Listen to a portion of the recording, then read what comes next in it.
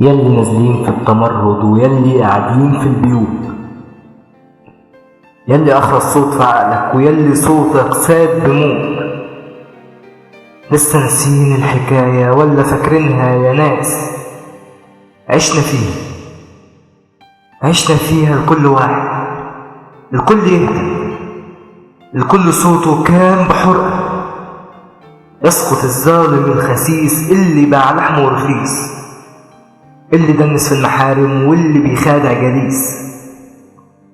اللي دنس في المحارم واللي بيخادع جليس، واللي لما تضيق عليه يزعل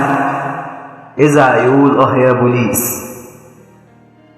واللي بيزعزع في عودي واللي بيزيد في سمودي واللي رافض حتى صوتي، واللي حقه شرعي موتي، واللي رافع بندقية في وش ظابط،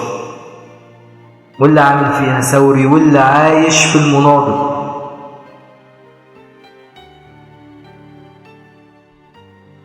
واللي بيربي في دقنه حلاق وقافل، واللي بيربي في دقنه بيوفر حلاق وقافل.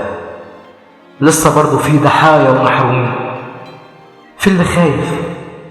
اللي خايف يمسحوا بينه بجلود المقتولين، واللي يملوا الميادين فيه معارض وفيه موافق، وفي اللي لسه مساكين كل همه وعيشة حلوة ما يهمه يمسكنا مين، في اللي نازل لاجل صالحه وفي اللي نازل زهقان وقرفان من الحياة، وفي اللي بيدافع عن كل غلبان حقه تاب، في اللي بيأيد رئيس وفي اللي نازل بالمعيز، وفي اللي رافع راية بيس، وفي اللي مخنوق من القميص، وفي اللي نازل كل همه يقتل أم العريس، في اللي بيأيد رئيس وفي اللي نازل بالمعيز، وفي اللي رافع راية بيس، وفي اللي مخنوق من القميص، وفي اللي نازل كل همه يقتل أم العريس. ارحمونا قبل ما نبقى ضحايا سياسة معتوهة